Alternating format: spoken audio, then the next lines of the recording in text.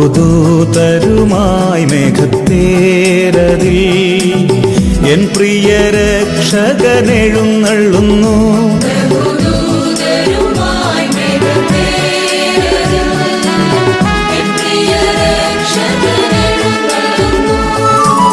സർവമിഴികളും ദർശിച്ചിടുമാ പ്രത്യക്ഷത N യേശു വരുമ്പോൾ.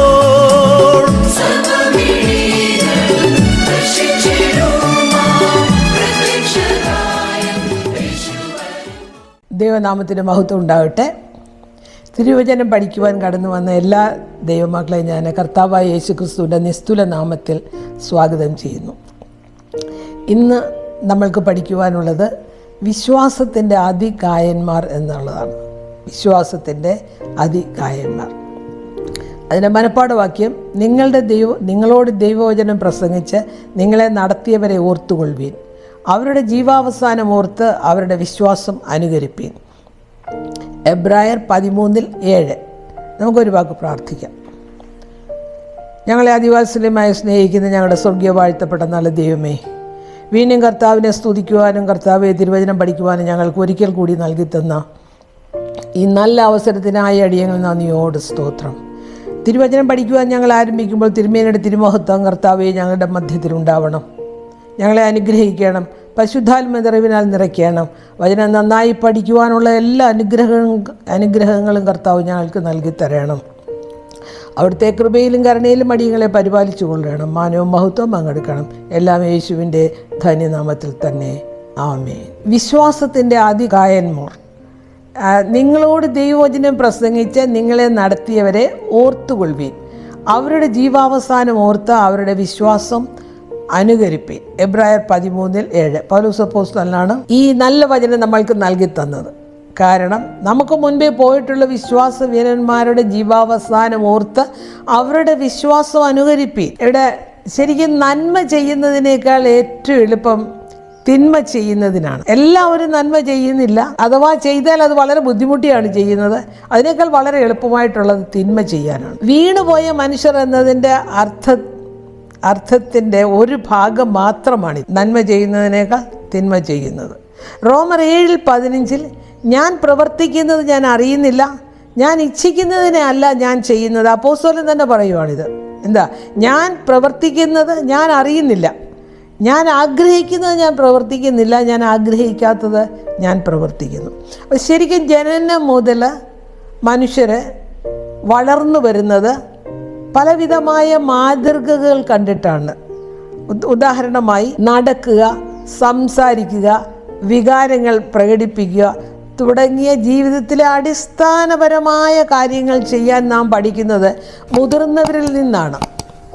എന്നാൽ മുതിർന്നവരെന്ന നിലയിൽ നമുക്ക് ഇപ്പോഴും നല്ല മാതൃകകൾ ആവശ്യമാണ്. ഈ മാതൃകകൾ കാട്ടുന്ന അവരത്ര തികഞ്ഞവരൊന്നും അല്ല എങ്കിലും അവരെ വിശ്വാസത്തിന്റെ ഭീമന്മാരാക്കിയ അവരുടെ ആത്മീയ സ്വഭാവങ്ങളെ നമുക്ക് അഭിനന്ദിക്കുവാനും അനുകരിക്കുവാനും കഴിയും. കാരണം ആദ്യം അവരത്ര നല്ലവരൊന്നും ആയിരുന്നില്ല, എന്നാൽ അവർ ജീവിതയാത്രയിൽ അവരെ വിശ്വാസ ധീരന്മാരാക്കിയ ആ ആത്മീയ അവരുടെ സ്വഭാവം നമുക്കും അനുകരിക്കുവാൻ കഴിയുന്നതാണ്.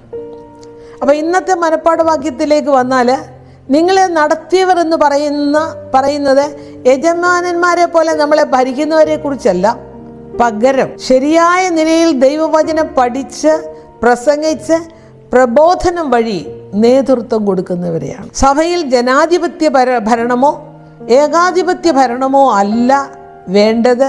പിന്നെ എന്താ വേണ്ടത്? ദൈവാധിപത്യ ഭരണമാണ് സഭയിൽ ആവശ്യം. അത് ഒന്നുകൂടെ ഞാൻ അടിയിൽ വിട്ട് പറയുന്നു. സഭയിൽ ജനാധിപത്യ ഭരണമോ ഏകാധിപത്യ ഭരണമോ അല്ല, ദൈവാധിപത്യ ഭരണമാണ് വേണ്ടത്. നാം അറിഞ്ഞും പരിചയിച്ചും ഇരിക്കുന്നവർ മരണം വഴിയായി മാറ്റപ്പെടുമ്പോൾ അവരുടെ സ്മരണ നൽകുന്ന ചൈതന്യം അത് നമ്മുടെ വിശ്വാസ ജീവിതത്തിൽ മുന്നേറുവാൻ അത് ശക്തിദായകമാണ്.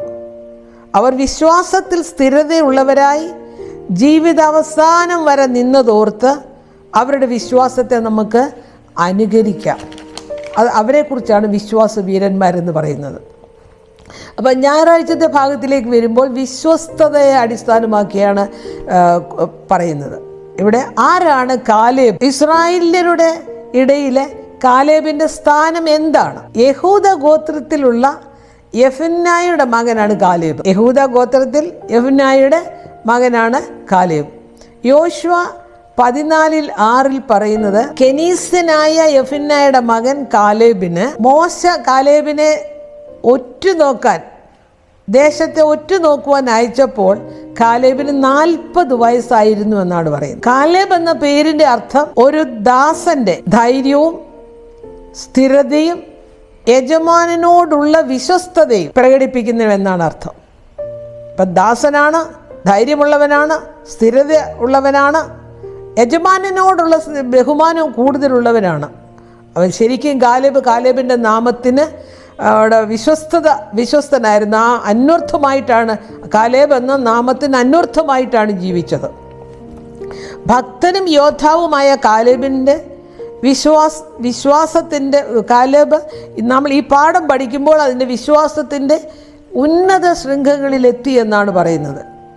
തൻ്റെ ജീവിതത്തിലുടനീളം തൻ്റെ കർത്താവിനോടുള്ള അചഞ്ചലമായ വിശ്വസ്തത കാലേബ് പ്രകടിപ്പിച്ചു. ഭൂരിഭാഗം ചാരന്മാരും അല്ലെങ്കിൽ ഒറ്റുകാരും വളരെ വ്യത്യസ്തമായ അഭിപ്രായങ്ങൾ വന്ന് പറഞ്ഞിട്ട് ഇസ്രായേലിലെ ജനങ്ങളൊക്കെ കാലേബ് പറഞ്ഞതിന് എതിരായി നിന്ന് കാലേബിനെ വധിക്കണമെന്ന് പറഞ്ഞു. എന്നാൽ യാതൊരു ഭയവും അല്ലെങ്കിൽ ഭീരുവാകാതെ തൻ്റെ അഭിപ്രായം വെട്ടിത്തുറന്ന് പറയുന്നതിന് കാലേബ് ധൈര്യപ്പെട്ടു. സംഖ്യ പുസ്തകം 14:6 മുതൽ 10 വരെയുള്ള ഭാഗത്ത് കാലേബ് എന്താണ് പറഞ്ഞത്? ഒറ്റുനോക്കാൻ പോയതിന് വന്ന ശേഷം കാലേബ് എന്ത് പറഞ്ഞു? കാലേബ് ഇപ്രകാരം പറഞ്ഞു, ഞങ്ങൾ സഞ്ചരിച്ച് ഒറ്റുനോക്കിയ ദേശം എത്രയും നല്ല ദേശമാകുന്നു.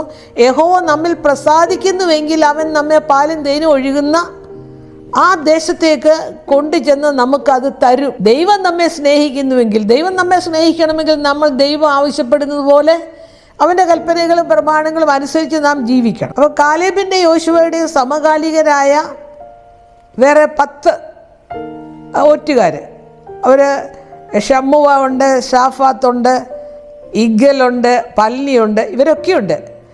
മോശ കനാൻ ദേശം ഒറ്റുനോക്കുവാൻ യോശുവയോടും കാലേബിനോടും ഒപ്പം അയച്ച് അവരെയാണ്. അവർ കൊണ്ടുവന്ന വിവരം എന്തെന്ന് പറഞ്ഞാൽ വളരെ വ്യത്യസ്തമായിട്ടുള്ളൊരു വിവരമാണ് അവർ കൊടുത്തത്.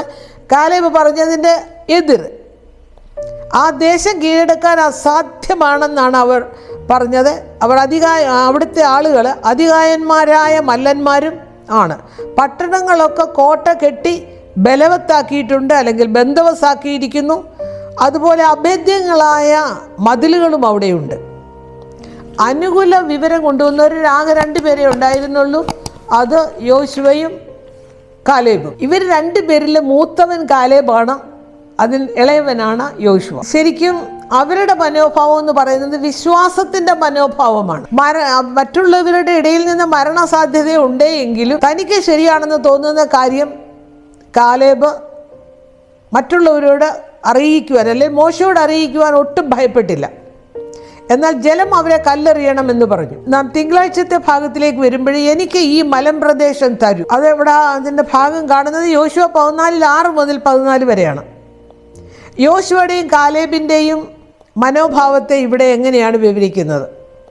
മോശ മുഖാന്തരം കർത്താവ് കാലേബിനോട് ചെയ്ത വാഗ്ദാനം കാലേബ് ഒരിക്കലും മറന്നില്ല. അപ്പോൾ ഇവിടെ ഒരു വാഗ്ദാനമുണ്ട്. വാഗ്ദാനം ദൈവമാണ്. അത് മോശയിൽ കൂടി കാലേബിനോട് പറഞ്ഞത്. എൻ്റെ ദാസനായ കാലേബിന് വേറൊരു സ്വഭാവം ഉള്ളതുകൊണ്ട്, എന്നെ പൂർണ്ണമായും അനുസരിച്ചതുകൊണ്ട് അവൻ പോയിരിക്കുന്ന ദേശത്തേക്ക് ഞാൻ അവനെ എത്തിക്കും. അത് ദൈവത്തിൻ്റെ സാക്ഷ്യമാണ്. എന്താണ് ദൈവത്തിൻ്റെ സാക്ഷ്യം? എൻ്റെ ദാസനായ കാലേബിന് വേറൊരു സ്വഭാവം ഉള്ളതുകൊണ്ടും എന്നെ പൂർണ്ണമായും അനുസരിച്ചതുകൊണ്ടും അവൻ പോയിരിക്കുന്ന ദേശത്തേക്ക് ഞാൻ അവനെ എത്തിക്കും. സംഖ്യ 14:24. അപ്പോൾ ആ ദൈവത്തിൻ്റെ മാർഗനിർദ്ദേശവും സഹായവും കൊണ്ട് ഇസ്രായേലിന് രാജ്യം കീഴടക്കാൻ കഴിയുമെന്ന് കാലേബ് വിശ്വസിച്ചു. അപ്പം ദൈവത്തിൻ്റെ സാന്നിധ്യം വേണം, ദൈവത്തിൻ്റെ സഹായം വേണം. അങ്ങനെയാണ് എങ്കിൽ ഉറപ്പായിട്ടും ദേശം കീഴടക്കാൻ കഴിയുമെന്ന് കാലേബ് വിശ്വസിച്ചു. അപ്പോൾ ഇസ്രായേലർക്കിടയിൽ ഭയം ഉളവാക്കിയ മറ്റ് 10 ചാരന്മാരുടെയും റിപ്പോർട്ടിന് വിപരീതമായിട്ടാണ് കാലേബ് പൂർണ്ണ ഹൃദയത്തോടെ കർത്താവിൻ്റെ വാഗ്ദാനങ്ങളോടുള്ള വിശ്വസ്തതയും സമർപ്പണവും ഇവിടെ പ്രകടിപ്പിക്കും. കാലേബ് ഇപ്രകാരം പറഞ്ഞു, ഞാനോ എൻ്റെ ദൈവമായ യഹോവയോട് പൂർണ്ണമായി പറ്റി നിന്നു. ഈ യോശുവയുടെ പുസ്തകത്തിലെ ഏറ്റവും ഉജ്ജ്വലമായ ആ പ്രഭാഷണം ഇവിടെയാണ് വരുന്നത്. എൻ്റെ ദൈവമായ യഹോവയോട്, ഞാനോ എൻ്റെ ദൈവമായ യഹോവയോട് പൂർണ്ണമായി പറ്റി നിന്നു. യോശുവ 14:8. ഇതേ പ്രയോഗം തന്നെ വേറെ 2 പ്രാവശ്യം കൂടെ കാലേബ് പറയുന്നുണ്ട്. നിന്റെ ദൈവമായ യഹോവയോട് പൂർണ്ണമായി പറ്റി നിന്നതുകൊണ്ട് നീ കാൽ വെച്ച ദേശം നിനക്ക് നിന്റെ മക്കൾക്കും എന്നേക്കും അവകാശമായിരിക്കും. അതാണ് ദൈവം യഹോവ കാലേബിനോട് പറഞ്ഞത്. എന്താണെന്നറിയാമോ? നീ നിന്റെ ദൈവമായ യഹോവയോട് പൂർണ്ണമായി പറ്റി നിന്നതുകൊണ്ട് നീ കാൽ വെച്ച ദേശം നിനക്ക് നിന്റെ മക്കൾക്കും എന്നേക്കും അവകാശമായിരിക്കും. പക്ഷെ 14-ാം വാക്യത്തിൽ അങ്ങനെ ഹെബ്രോൻ ഇന്നുവരെ കാലേബിന് അവകാശമായിരിക്കുന്നു. അവൻ ഇസ്രായേലിൻ്റെ ദൈവമായ യഹോവയോട് പൂർണ്ണമായി പറ്റി നിന്നിരിക്കുന്നു. അത് വീണ്ടും ദൈവം പറയുന്നൊരു സാക്ഷ്യമാണ്. അവൻ പൂർണ്ണമായി യഹോവയോട് പറ്റി നിന്നിരിക്കുന്നുണ്ട്. അതുകൊണ്ട് ഹെബ്രോൻ മല അവനും അവൻ്റെ സന്തതിക്കും അവകാശമായിട്ടുള്ളതാണ്. ഇപ്പം അനാക്യ മല്ലന്മാരുടെ അധിവാസ കേന്ദ്രമായ ഈ ഹെബ്രോൻ മല അവകാശമാക്കുവാൻ കാലേബ് ആഗ്രഹിച്ചു.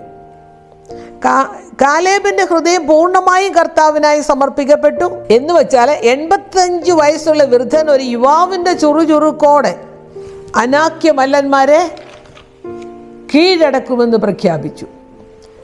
യഹോവയെ കാത്തിരിക്കുന്നവർ ശക്തിയെ പുതുക്കും. അത് ദൈവത്തിൻ്റെ ഒരു വാഗ്ദത്തമാണ്. യഹോവയെ കാത്തിരിക്കുന്നവർ ശക്തിയെ പുതുക്കും. അപ്പോൾ 85 വയസ്സ് പ്രായമായ വൃദ്ധനായാലും യുവാവിൻ്റെ ചുറുചുറുക്കോടെ കാര്യങ്ങൾ ചെയ്യുവാനുള്ള ശക്തിയും ബലവും ദൈവം കൊടുത്തു. അനാക്യ മല്ലന്മാരെ കീഴടക്കി ഹെബ്രോൻ മല കാലേബിന് ലഭിച്ചു. ഹെബ്രോൻ എന്ന വാക്കിൻ്റെ അർത്ഥം കൂട്ടായ്മ എന്നാണ്. അപ്പം ദൈവത്തിൻ്റെ വാഗ്ദാനങ്ങൾ സ്വയം നിറവേറ്റപ്പെടുന്നതല്ല, മറിച്ച് നമ്മുടെ ഇഷ്ടം പരിഗണിക്കാതെ അവ സാക്ഷാത്കരിക്കപ്പെടുന്നതാണ്.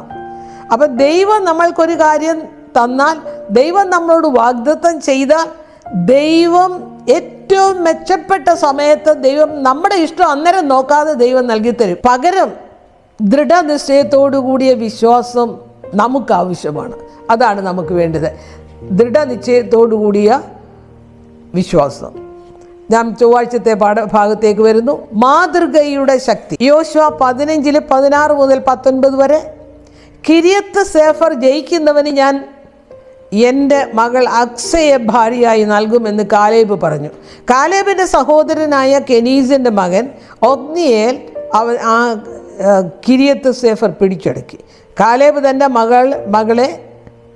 മകളായ അക്സയെ അവന് ഭാര്യയായി കൊടുത്തു. ഈ കഥ ഇവിടെ വളരെ പ്രാധാന്യം അർഹിക്കുന്ന ഒന്നാണ്. കാരണം കാലേബ് പറഞ്ഞു, കിര്യത്ത് സേഫർ ജയിക്കുന്നവന് ഞാൻ എൻ്റെ മകൾ അക്സയെ ഭാര്യയായിട്ട് കൊടുക്കും. ശരിക്കും കാലേബിൻ്റെ സഹോദരനായ കെനീസിൻ്റെ മകൻ ഒഗ്നിയേൽ അത് പിടിച്ചെടുത്തു, ഭാര്യയായിട്ട് കൊടുത്തു. എന്തുകൊണ്ടാണ് ഇത് കൂടുതൽ പ്രാധാന്യം അറിയിക്കുന്നത്? കാരണം ഒരിക്കൽ കൂടി ഇത് കാലേബിൻ്റെ ധൈര്യവും വിശ്വാസവും വെല്ലുവിളികളെ നേരിടുവാനുള്ള സന്നദ്ധതയും വെളിപ്പെടുത്തുന്നു.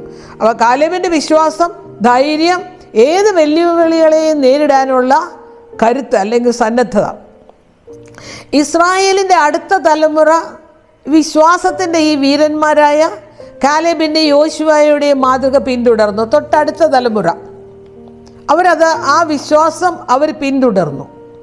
ഏറ്റവും പഴയ തലമുറ അവരുടെ ശുശ്രൂഷ അവസാനിപ്പിക്കുമ്പോൾ വെല്ലുവിളികളെ നേരിടാനും ഇസ്രായേലിനെ കുറിച്ചുള്ള ദൈവത്തിൻ്റെ പദ്ധതി തുടർന്ന് നിറവേറ്റുവാനും ഈ പുതിയ തലമുറയും തയ്യാറാണ്. അപ്പം യോശുവയുടെ അടുത്ത തലമുറ, കാലേബിൻ്റെ അടുത്ത തലമുറ, അതിനുശേഷമുള്ള 1-2 തലമുറകളൊക്കെ അവർ വിശ്വസിക്കുവാനും അവരുടെ മാതൃക പിന്തുടരുവാനും തയ്യാറായിരുന്നു. ഈ മലമ്പ്രദേശം എനിക്ക് തരൂ എന്ന കാലേബിൻ്റെ അഭ്യർത്ഥന പോലെ തന്നെ അക്സയും ഭൂമി കൈവശപ്പെടുത്തുന്നതിൻ്റെ ഉള്ള വാഗ്ദാനത്തിൻ്റെ പൂർത്തീകരണം പോലെ ഈ നീരുറവകളും കൂടെ എനിക്ക് തരൂ എന്ന് അക്സ പറഞ്ഞു. അക്സ കാലേബിൻ്റെ മകളാണ്, ഒഗ്നിയേലിൻ്റെ ഭാര്യയാണ്. ശരിക്കും കാലേബ് പറഞ്ഞു ഈ മല, ഹെബ്രോൻ മല എനിക്ക് വേണം.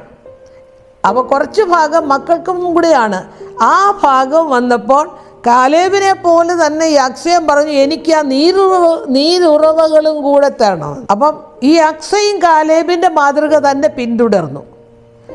തീർച്ചയായും ആ ദേശം യഹോവ നൽകിയ ദാനമാണ്. ഇസ്രായേൽ വിശ്വാസത്തോടും ധൈര്യത്തോടും കൂടെ യഹോവയുടെ വാഗ്ദാനങ്ങൾ അവകാശപ്പെട്ടുകൊണ്ട് അത് വിനിയോഗിക്കണമായിരുന്നു. അപ്പം ഇസ്രായേൽ എന്താണ് ചെയ്യേണ്ടത്? ദൈവം നമ്മൾക്ക് നൽകി തരാമെന്ന് പറഞ്ഞ വാഗ്ദത്തങ്ങൾ അതിനെ പൂർണ്ണമായി വിശ്വസിച്ച് അത് ദൈവത്തോട് തന്നെ ആവശ്യപ്പെടണം. ഇവിടെ ശരിക്കും അക്സയുടെയും സ്ഥിരോത്സാഹവും വിശ്വാസവും വളരെയധികം പ്രകീർത്തിക്കപ്പെടുന്നുണ്ട്. ലൂക്കോസിന്റെ സുവിശേഷം 18-ാം അധ്യായം 1 മുതൽ 5 വരെയുള്ള ഭാഗത്ത് മടുത്തുപോകാതെ പ്രാർത്ഥനയിൽ ജാഗരിക്കുന്ന ആത്മാവിന് ഇവിടെ ഊന്നൽ കൊടുക്കുന്നു. ശരിക്കും പറയുന്നത് മടുത്തുപോകാതെ പ്രാർത്ഥനയിൽ ദൈവം നമുക്കൊരു വാഗ്ദത്തം നൽകി തരാം എന്ന് പറഞ്ഞാൽ നമ്മൾ ഒരിക്കൽ പോലും മടുത്തുപോകാതെ അതിനുവേണ്ടി ആഗ്രഹിക്കുകയും അതിനുവേണ്ടി പ്രാർത്ഥിക്കുകയും ചെയ്യണം. ശരിക്കും ഇവിടെ ഒരു ലൂക്കോസിൻ്റെ സുവിശേഷത്തിലെ ഇവിടെ ഒരു ന്യായാധിപൻ്റെ കഥ പറയുന്നുണ്ട്. ഇവിടെ പറയുന്ന ന്യായാധിപനെ നീതി നടത്തുന്നതിൽ താല്പര്യമില്ലാത്തവനാണ്. എന്നാൽ വിധവയായ ഒരു സ്ത്രീ തനിക്ക് ന്യായമായി കിട്ടേണ്ട നീതി നടത്തി തരണമെന്ന് പലവട്ടം ഈ ന്യായാധിപനോട് അപേക്ഷിച്ചു. അവളുടെ ന്യായം ഒരിക്കൽ പോലും ഈ ന്യായാധിപൻ പരിഗണിച്ചില്ല. അനേക നാളുകളുടെ അവളുടെ യാചനകൾക്ക് ശേഷം അവൾ പ്രശ്നക്കാരിയായി മാറിയേക്കുമെന്ന് ഈ ന്യായാധിപൻ ചിന്തിച്ചിട്ട് അവളുടെ ആവശ്യം സാധിച്ചു കൊടുത്തു. അപ്പം ദൈവസന്നിധിയിൽ പ്രാർത്ഥിക്കുന്നവന് ചിലപ്പോൾ വിവിധ കാരണങ്ങളാൽ അന്നേരം ഒന്നും ചിലപ്പോൾ ഉത്തരം കിട്ടിയിട്ടുണ്ടാവില്ല. എന്നാൽ ദൈവം ഒടുവിൽ അവരുടെ പ്രാർത്ഥന കേൾക്കും, അവരുടെ പ്രാർത്ഥനയെ ദൈവം ആദരിക്കും. അപ്പം ഇവിടെ പറയുന്ന വിശ്വാസത്തോടുകൂടിയ പ്രാർത്ഥന തീർച്ചയായും ദൈവം ആദരിക്കും. അനീതിയുള്ള ന്യായാധിപനെ ഇങ്ങനെ നീതി നടത്തി കൊടുക്കുമ്പോൾ നമ്മുടെ കർത്താവായ നീതിയുള്ള നമ്മുടെ ന്യായാധിപതിയായ നമ്മുടെ കർത്താവ് തൻ്റെ ഭക്തന്മാരെ കരുണയോട് എത്രയധികം നീതി നടത്തി പരിപാലിക്കും. അതാണ് ലൂക്കോസ് പറയുന്നത്. ശരിക്കും നമ്മൾ വിശ്വസിക്കേണ്ടത് നമ്മുടെ ന്യായാധിപതിയായ കർത്താവ് നമ്മൾക്ക് വാഗ്ദാനം ചെയ്ത എല്ലാ അവകാശങ്ങളും ന്യായമായി തന്നെ നമുക്ക് നടത്തിത്തരും. നാം അടുത്ത ദിവസത്തെ ബുധനാഴ്ചത്തെ പാഠത്തിലേക്ക് വരുന്നു. വിനീതനായ നായകൻ. ഇസ്രായേലിലെ ഗോത്രങ്ങൾക്ക് നൽകപ്പെട്ട പ്രദേശങ്ങളുടെ നീണ്ട പട്ടിക യോശുവായ്ക്കും കാലേബിനും കൊടുത്ത ആ റിപ്പോർട്ടിൽ രേഖപ്പെടുത്തിയിട്ടുണ്ട്. കാലേബിന് ആദ്യ അവകാശം ലഭിച്ചു. യോശുവായ്ക്ക് ഏറ്റവും അവസാനമാണ് അവകാശം ലഭിച്ചത്. യോശുവ 19:49 മുതൽ 51 വരെയുള്ള ഭാഗത്ത് അവർ ദേശത്തെ അതിർത്തിരിച്ച് കഴിഞ്ഞ ശേഷം ഇസ്രായേൽ മക്കൾ നൂൻ്റെ മകനായ യോശുവായ്ക്ക് തങ്ങളുടെ ഇടയിൽ അവകാശം കൊടുത്തു. ബാക്കിയുള്ളവർക്കെല്ലാം വീതിച്ചു കൊടുത്തു. അവരെല്ലാം അവരുടെ സ്ഥലം അവരുടെ അവകാശത്തിലായി. എന്നാൽ നൂൻ്റെ മകനായ യോശുവായ്ക്ക് അവകാശം ലഭിച്ചത് ഏറ്റവും അവസാനമാണ്. യഹോവയുടെ കൽപ്പന പ്രകാരം അവന് കൊടുത്തു. അവൻ ആ പട്ടണം പണിത് അവിടെ പാർത്തു. അപ്പോൾ യഹോവയുടെ കൽപ്പന പ്രകാരമാണ് ഇതെല്ലാം. യോശുവായ്ക്ക് ലഭിച്ച സ്ഥലം 2 വാക്കുകൾ ചേർന്ന പേരാണ് നിമ്നത്ത് സേരഹ്. അതിൻ്റെ അർത്ഥം അവശേഷിച്ച ഭാഗം എന്നാണ്. എന്ന് വച്ചാൽ എല്ലാവർക്കും കൊടുത്തതിന് ശേഷം ബാക്കി വന്ന ഭാഗമാണ് യോശുവായ്ക്ക് ലഭിച്ചത്. ആ സ്ഥലത്തിൻ്റെ പേര് തിമ്നത്ത് സേരഹ്. അവിടെ യോശുവ എന്ത് ചെയ്തു? പട്ടണം പണിത് പാർത്തു. യോശുവയ്ക്ക് ലഭിച്ച സ്ഥലം 2 വാക്കുകൾ ചേർന്ന തിമ്നത്ത് സേരഹ് ആണ്. അതിൻ്റെ അർത്ഥം അവശേഷിച്ച ഭാഗം. ഈ തെരഞ്ഞെടുപ്പ് ഇസ്രായേലിൻ്റെ 2ാമത്തെ നേതാവായ യോശുവയുടെ ശ്രേഷ്ഠ സ്വഭാവത്തിന് സാക്ഷ്യം വഹിക്കുന്നു. അപ്പോൾ ഈ കാലേബിൻ്റെ സ്വഭാവവും യോശുവയുടെ സ്വഭാവവും ഒക്കെ വളരെ ശ്രേഷ്ഠതയേറിയ സ്വഭാവമാണ്. ഒന്നാമതായി എല്ലാ ജനങ്ങൾക്കും അവരുടെ അവകാശം ലഭിക്കുന്നതുവരെ യോശുവ കാത്തിരുന്നു. യോശുവയ്ക്ക് വേണമെങ്കിൽ ദേശത്തിലെ ഏറ്റവും ജനസാന്ദ്രതയുള്ള പ്രദേശത്തിലൊന്നോ ഏറ്റവും ആകർഷകമായ നഗരങ്ങളിലൊന്നോ യോശുവ തൻ്റെ അവകാശമായി തിരഞ്ഞെടുക്കാമായിരുന്നു. എന്നാൽ അത് തിരഞ്ഞെടുത്തില്ല. പകരം ഏറ്റവും ഒതുക്കമുള്ളതോ അല്ലെങ്കിൽ ഒരു പക്ഷേ കഠിനാധ്വാനം ചെയ്ത് പുനർനിർമ്മിക്കേണ്ട സ്ഥലമോ ആണ് തിരഞ്ഞെടുത്തത്. നമ്മളാരേലും ആണെങ്കിൽ അങ്ങനെ തിരഞ്ഞെടുക്കുമോ? നേതാക്കളാണെങ്കിൽ ആദ്യം ചെന്നിട്ട് മുൻപന്തിയിലുള്ള ഏറ്റവും ഫലഭൂയിഷ്ഠമായ സ്ഥലമോ ഏറ്റവും മനോഹരമായ സ്ഥലമോ ആണ് തിരഞ്ഞെടുക്കുക. കൂടാതെ യോശുവയുടെ മുൻഗണനകൾ വേറൊരു പ്രത്യേകതയും കൂടെ ഉണ്ട് ആ സ്ഥലം തിരഞ്ഞെടുത്തതിൽ. യോശുവയെ സംബന്ധിച്ചിടത്തോളം യോശുവ കൊടുക്കുന്ന മുൻഗണനകൾ എവിടെയാണെന്നും തൻ്റെ ഹൃദയം എവിടെയാണ് ബന്ധിക്കപ്പെട്ടിരിക്കുന്നതെന്നും കാണിക്കുന്ന വിശുദ്ധ മന്ദിരത്തിന് സമീപമുള്ള ഷീലോഹിനടുത്താണ് ഈ തിമ്നത്ത് സെരഹ് സ്ഥിതി ചെയ്യുന്നത്. അപ്പോൾ യോശുവ എടുത്തത് വിശുദ്ധ മന്ദിരം സ്ഥിതി ചെയ്യുന്നതിൻ്റെ ഏറ്റവും അടുത്ത സ്ഥലം തിമ്നത്ത് സെരഹ്. അവിടെ ശരിക്കും വേറെ ഏതെങ്കിലും ആകർഷകമായ സ്ഥലം പോയി തിരഞ്ഞെടുക്കാമായിരിക്കുന്നു. എന്നാൽ യോശുവയുടെ തിരഞ്ഞെടുപ്പ് ഇപ്രകാരമായിരുന്നു: ഏറ്റവും പ്രധാനപ്പെട്ട കാര്യത്തിൽ ശ്രദ്ധ കേന്ദ്രീകരിച്ച് ലളിതമായ ഒരു ജീവിതം നയിക്കുന്നതിൽ യോശുവ സംതൃപ്തി അടഞ്ഞിരുന്നു. കാരണം യോശുവയുടെ ഏറ്റവും മുൻപിൽ വരുന്ന കാര്യം, അല്ലെ യോശുവ മുൻഗണന കൊടുക്കുന്ന കാര്യം വിശുദ്ധ മന്ദിരമാണ്. അതിനടുത്ത് സങ്കീർത്തനം 27:4 നാം വായിക്കുമ്പോൾ ഈ ദാവീദിനെ പോലെ തന്നെയാണ് ഇവിടെ യോശുവ തിരഞ്ഞെടുത്തതെന്ന് കാണാം. ഞാൻ യഹോവയുടെ ഒരു കാര്യം അപേക്ഷിച്ചു, അതുതന്നെ ഞാൻ ആഗ്രഹിക്കുന്നു, യഹോവയുടെ മനോഹരത്വം കാണുവാനും അവൻ്റെ മന്ദിരത്തിൽ ധ്യാനിപ്പാനും എൻ്റെ ആയുഷ്കാലമൊക്കെയും ഞാൻ യഹോവയുടെ ആലയത്തിൽ പാർക്കേണ്ടതിനും തന്നെ. സങ്കീർത്തനം 27:7 അതാണ് വാസ്തവത്തിൽ ഈ തെരഞ്ഞെടുപ്പിൻ്റെ പിന്നിലുള്ളത്. അപ്പം യഹോവയുടെ ആലയവുമായി അടുത്ത് നിൽക്കുക, ദൈവത്തോട് അടുത്ത് നിൽക്കുക. അപ്പം നേതാവായ യോശുവയും മഹാപുരോഹിതനായ എലയാസറും യഹൂദ പ്രമാണികളും ഒരുമിച്ച് കൂടി സമാഗമന കൂടാരത്തിൻ്റെ മുൻപിൽ ദൈവസന്നിധിയിൽ വെച്ച ചീട്ടിട്ടിട്ടാണ് ദേശവിഭജനം നടത്തിയത്. എങ്ങനെയാണ് ദേശവിഭജനം നടത്തിയത്? ഒന്ന് യോശുവ, പിന്നെ മഹാപുരോഹിതനായ ഏലിയാസർ, പിന്നെ യഹൂദ പ്രമാണികൾ, അവരെല്ലാം കൂടി എവിടെ കൂടി? അവരെല്ലാവരും കൂടെ സമാഗമന കൂടാരത്തിൻ്റെ മുമ്പിൽ വന്നു. അവിടെ വന്ന് അവർ ചീട്ടിട്ടു ദേശവിഭജനം നടത്തിയത്. അവിടെ യാതൊരു ഭിന്നാഭിപ്രായവും കൂടാതെ ദേശവിഭജനം സുഗമമായി നടന്നു. ശരിക്കും നേതാവ് നല്ലതായിരുന്നത് കൊണ്ടാണ് ആ ദേശവിഭജനം സുഗമമായി നടന്നത്. അല്ല എങ്കിൽ ആരോടും പറയാതെ ഏറ്റവും മുന്തിയ സ്ഥലങ്ങളൊക്കെ എടുത്ത് പിടിച്ചു വെച്ച് ആ രേഖകളും ആധാരം ഉണ്ടാക്കി ആരെയും അറിയിക്കാതെ ചെയ്യുമായിരുന്നു. എന്നാൽ യോശുവയെ സംബന്ധിക്കുന്നിടത്തോളം ദേശത്തിൻ്റെ ഫലഭൂയിഷ്ഠതയോ അല്ല എങ്കിൽ അതിൻ്റെ മനോഹരതയോ ഒന്നുമല്ല, പകരം വിശുദ്ധ മന്ദിരത്തിൻ്റെ അടുത്തായിരിക്കണം എന്നുള്ളൊരൊറ്റ ആഗ്രഹം മാത്രം. വ്യാഴാഴ്ചത്തെ പാഠത്തിലേക്ക് നാം വരുമ്പോൾ ചിന്തിച്ചാൽ മാറ്റം.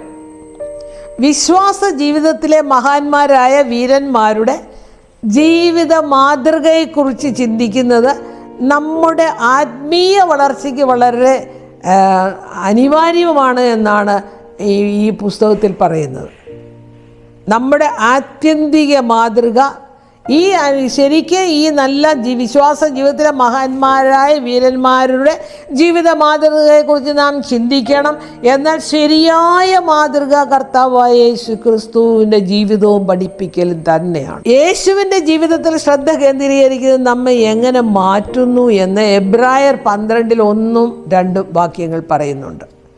നാം നമ്മുടെ ചിന്ത, നമ്മുടെ നോട്ടം, നമ്മുടെ പ്രാർത്ഥന, നമ്മളെല്ലാം അവിടെ യേശുവിൻ്റെ ജീവിതത്തിൽ ശ്രദ്ധ കേന്ദ്രീകരിച്ചാൽ നാം എങ്ങനെ മാറും? എബ്രായർ 12:1-2 ആകയാൽ നാമും സാക്ഷികളുടെ ഇത്ര വലിയൊരു സമൂഹം നമുക്ക് ചുറ്റും നിൽക്കുന്നത് കൊണ്ട് സകല ഭാരവും മുറുകെ പറ്റുന്ന പാപവും വിട്ട് നമുക്ക് മുമ്പിൽ വെച്ചിരിക്കുന്ന ഓട്ട സ്ഥിരതയോടെ ഓടുക.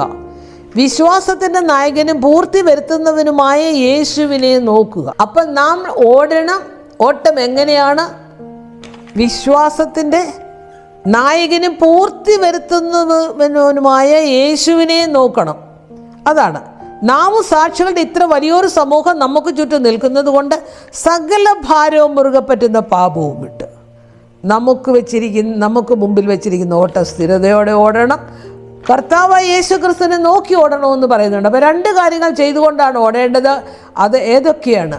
പാപവും ഭാരവും വിട്ടിട്ടോടണം, പിന്നെ യേശുവിനെ നോക്കിക്കൊണ്ടോടണം.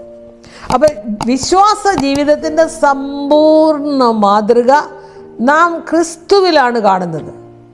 അവൻ വിശ്വാസത്തിൻ്റെ നായകനാണ്, പൂർത്തി വരുത്തുന്നവനുമാണ്, മാത്രമല്ല ലക്ഷ്യത്തിലെത്തിക്കുന്നവൻ കൂടിയാണ്. നമ്മെ ലക്ഷ്യത്തിലെത്തിക്കുന്നവൻ കൂടിയാണ്. 2 കൊരിന്ത്യർ 3:18 എന്നാൽ മൂടുപടം നീങ്ങിയ മുഖത്ത് കർത്താവിൻ്റെ തേജസ്സിനെ കണ്ണാടി പോലെ പ്രതിബിംബിക്കുന്നവരായി നാം എല്ലാവരും ആത്മാവാകുന്ന കർത്താവിൻ്റെ ദാനമായി തേജസ്സിന്മേൽ തേജസ് പ്രാപിച്ച് അതേ പ്രതിമയായി രൂപാന്തരം. മൂടുപടം നീങ്ങിയ മുഖത്ത് കർത്താവിൻ്റെ തേജസ്സിനെ കണ്ണാടി പോലെ പ്രതിബിംബിക്കുന്നവരായി നാം എല്ലാവരും ആത്മാവാകുന്ന കർത്താവിൻ്റെ ദാനമായ തേജസ്സിന്മേൽ തേജസ് പ്രാപിക്കണം. ഇവിടെ യേശുവിൻ്റെ സ്വഭാവത്തെ നാം കണ്ട് രൂപാന്തരപ്പെടണം. അല്ലാതെ വേറെ ആരുടെയും സ്വഭാവമല്ല, യേശുക്രിസ്തുവിൻ്റെ സ്വഭാവം കണ്ട് നാം രൂപാന്തരപ്പെടണം. യേശുവിനെ നോക്കുമ്പോൾ എന്താണ് നമ്മൾക്ക് മനസ്സിലാകുന്നത്? യേശുവിനെ നാം നോക്കിയാൽ നമ്മൾക്ക് എന്താണ് മനസ്സിലാകുന്നത്? യേശുവിനെ നോക്കുമ്പോൾ നമുക്ക് ദൈവത്തെക്കുറിച്ച് കൂടുതൽ തിളക്കമാർന്നതും വളരെയധികം വ്യത്യസ്തവുമായ കാഴ്ചപ്പാടുകൾ ലഭിക്കും. മനസ്സിലായില്ലേ? ശരിക്കും അങ്ങനെ നാം യേശുവിനെ കാണുമ്പോൾ ആ തിളക്കമാർന്ന കർത്താവിൻ്റെ തേജസ് നാം കാണുമ്പോൾ നമ്മൾക്ക് മാറ്റം സംഭവിക്കുന്നു. നമ്മൾക്ക് വിദ്വേഷത്തിന് പകരം സ്നേഹവും നന്മയും സഹാനുഭൂതിയും മനുഷ്യനോടുള്ള സ്നേഹം തുടങ്ങിയ സദ്ഗുണങ്ങൾ നമ്മുടെ സ്വാഭാവിക സഹജാവബോധമായി മാറുന്നു. ഞാൻ ഒന്നുകൂടെ പറയുന്നു, യേശുക്രിസ്തുവിനെ നോക്കി നാം ഓടുമ്പോൾ ദൈവത്തിൻ്റെ സ്വഭാവം നമ്മളിലേക്ക് വരുന്നു. റോമർ 12:1-2 ഞാനിപ്പോൾ നിങ്ങളോട് വായിക്കും. ഇവിടെ ശരിക്കും കൊരിന്ത്യർ 3:18 മൂടുപടം നീങ്ങിയ മുഖം പറയുന്നത്. റോമർ 12:1-2 ആകയാൽ സഹോദരന്മാരെ, ഞാൻ ദൈവത്തിൻ്റെ മനസ്സലവ് ഓർപ്പിച്ച് നിങ്ങളെ പ്രബോധിപ്പിക്കുന്നത്, നിങ്ങൾ ബുദ്ധിയുള്ള ആരാധനയായി നിങ്ങളുടെ ശരീരങ്ങളെ ജീവനും വിശുദ്ധിയും ദൈവത്തിന് പ്രസാദവുമുള്ള യാഗമായി സമർപ്പിക്കുവിൻ. ഈ ലോകത്തിന് അനുരൂപരാകാതെ നന്മയും പ്രസാദവും പൂർണ്ണതയുമുള്ള ദൈവഹിതം ഇന്നതെന്ന് തിരിച്ചറിയേണ്ടതിന് മനസ്സ് പുതുക്കി രൂപാന്തരപ്പെടുവി. അപ്പോസ്തലൻ നമ്മളോട് ആവശ്യപ്പെടുന്നത് അങ്ങനെയാണ്. ആകയാൽ റോമർ 12:1-2 ആകയാൽ സഹോദരന്മാരെ, ഞാൻ ദൈവത്തിൻ്റെ മനസ്സലിവ് ഓർമ്മിപ്പിച്ച് നിങ്ങളെ പ്രബോധിപ്പിക്കുന്നത്, നിങ്ങൾ ബുദ്ധിയുള്ള ആരാധനയായി നിങ്ങളുടെ ശരീരങ്ങളെ ജീവനും വിശുദ്ധിയും ദൈവത്തിന് പ്രസാദവുമുള്ള യാഗമായി സമർപ്പിക്കുവിൻ. ഈ ലോകത്തിന് അനുരൂപരാകാതെ നന്മയും പ്രസാദവും പൂർണ്ണതയുമുള്ള ദൈവഹിതം ഇന്നതെന്ന് തിരിച്ചറിയേണ്ടതിന് മനസ്സ് പുതുക്കി രൂപാന്തരപ്പെടണം. അങ്ങനെ ഒരു രൂപാന്തരം നമ്മളിൽ ഉണ്ടാവണം. അപ്പം നമ്മുടെ ജീവിതത്തെ സ്വാധീനിക്കുന്ന 2 ശക്തികളുണ്ട്. ഒന്ന് ലോകം, അത് അതിൻ്റെ വിവിധ സ്വാധീനങ്ങളോടെ നമ്മെ അതിൻ്റേതായ രൂപത്തിലേക്ക് മാറാൻ സ്വാധീനിക്കും. നാം എന്താണ് ചെയ്യേണ്ടത്? ഈ സ്വാധീനത്തെ പ്രതിരോധിക്കുന്നത് എങ്ങനെയാണ്? ഒരു ചിത്രശലഭ പുഴുവ് ഒരു മനോഹര ചിത്രശലഭമായി രൂപാന്തരപ്പെടുന്നതിന് സമാനമായ രീതിയിൽ നമ്മെ ആന്തരികമായി പരിവർത്തനം ചെയ്യുവാൻ പരിശുദ്ധാത്മാവിന് കഴിയും. ആ പരിശുദ്ധാത്മാവിൻ്റെ ശക്തിയെ നാം ആവശ്യപ്പെടണം. എന്നാൽ ആ പ്രക്രിയ നടക്കണമെങ്കിൽ നാം നമ്മെ തന്നെ ദൈവത്തിന് സമർപ്പിക്കുകയും ദൈവം നമ്മിൽ ആരംഭിച്ച സൽപ്രവൃത്തി തുടരാൻ ദൈവത്തോട് ആവശ്യപ്പെടുകയും ചെയ്യണം. അപ്പോൾ തൻ്റെ ജനം കനാൻ കൈവശപ്പെടുത്തുമെന്ന ദൈവത്തിൻ്റെ വാഗ്ദത്തത്തിൽ വിശ്വസിക്കുകയും അതിന് കാലേബ് കർത്താവിനെ പൂർണ്ണമായി പിന്തുടരുകയും ചെയ്തു. മരുഭൂമിയിൽ അരിഞ്ഞു തിരിഞ്ഞ തൻ്റെ ജനത്തോടൊപ്പം യോശുവ എല്ലാ കഷ്ടതകളും സഹിച്ചു. യാതൊരു പരാതിയും പരിഭവങ്ങളും ഇല്ലാതെ ചെയ്തു. കുറ്റബോധം തോന്നിയവരുടെ നിരാശകളും ഭാരങ്ങളും പങ്കിട്ടു. വിശാലതയിൽ തന്നെ സംരക്ഷിച്ച ദൈവത്തിൻ്റെ ദയയെ വാഴ്ത്തി സ്തുതിച്ചു. 40 വർഷം പിന്നിട്ടിട്ടും അവൻ്റെ ശക്തിക്ക് ക്ഷയം സംഭവിച്ചില്ല. ദൈവത്തിലുള്ള തൻ്റെ വിശ്വാസമാണ് കാലേബിന് ധൈര്യം നൽകിയത്. അപ്പം യോശുവയും കാലേബും ദൈവത്തിൻ്റെ വാഗ്ദത്തങ്ങളിലുള്ള വിശ്വസ്തതയും അനുസരണവും പുലർത്തിയത് മാതൃകയാക്കി നാമും ദൈവത്തോട് വിശ്വസ്തതയും അനുസരണവും ഉള്ളവരായി ആത്മീയ കനാനിനായി നോക്കി പാർക്കുന്ന നമ്മൾ അത് ലഭിക്കുവാനായി ദൈവം നമ്മെയും അനുഗ്രഹിക്കട്ടെ എന്ന് ഞാൻ പ്രാർത്ഥിക്കുന്നു. അതുതന്നെയാണ് ഇന്നത്തെ എൻ്റെ പ്രാർത്ഥന. ആമേൻ. ഒരു വാക്ക് പ്രാർത്ഥിക്കാം. കരുണാസമ്പന്ന നീതിമാനുമായ അടിയങ്ങളുടെ സ്വർഗ്ഗീയ വാഴ്ത്തപ്പെട്ട നല്ല ദൈവമേ, വീണ്ടും കർത്താവിൻ്റെ സന്നിധിയിലേക്ക് അടുത്തു വരുവാൻ കർത്താവ് ഞങ്ങളെ യോഗ്യതയുള്ളവരാക്കി തീർത്ത കൃപയോർത്ത് നന്ദിയോടെ സ്തോത്രം. കർത്താവെ, ഞങ്ങളുടെ മുമ്പിൽ നല്ല മാതൃക വെച്ച മഹാകൃപയോർത്ത അടിയങ്ങൾ നന്ദിയോടെ സ്തോത്രം. കാലേബും കർത്താവെ യോശുവായും കർത്താവിൻ്റെ കൽപ്പനകളെയൊക്കെ അനുസരിച്ചു. കർത്താവിൻ്റെ നിർദ്ദേശപ്രകാരം ചെയ്യേണ്ട കാര്യങ്ങളൊക്കെ ചെയ്തു. നല്ല മാതൃക അവർ കാട്ടിത്തന്നു. എല്ലാറ്റിനും വലിയ കർത്താവായ യേശു ക്രിസ്തുവിനെ നോക്കി ഞങ്ങൾ ഞങ്ങളുടെ യാത്ര തുടങ്ങുവാനും കർത്താവായ യേശു ക്രിസ്തു മാത്രമാണ് ഞങ്ങളുടെ നല്ല മാതൃകയെന്ന് മനസ്സിലാക്കിക്കൊണ്ട് അങ്ങയുടെ സന്നിധിയിൽ വിനയത്തോടുകൂടി വരുമ്പോൾ കർത്താവ് ഞങ്ങളുടെ മധ്യത്തിൽ വന്ന് ഞങ്ങളെ അനുഗ്രഹിക്കണം. എല്ലാ ശ്രോതാക്കളെയും അനുഗ്രഹിക്കണം. മാനവും മഹത്വവും അങ്ങെടുക്കണം. യേശുവിൻ്റെ ധന്യനാമത്തിൽ തന്നെ. ആമേൻ.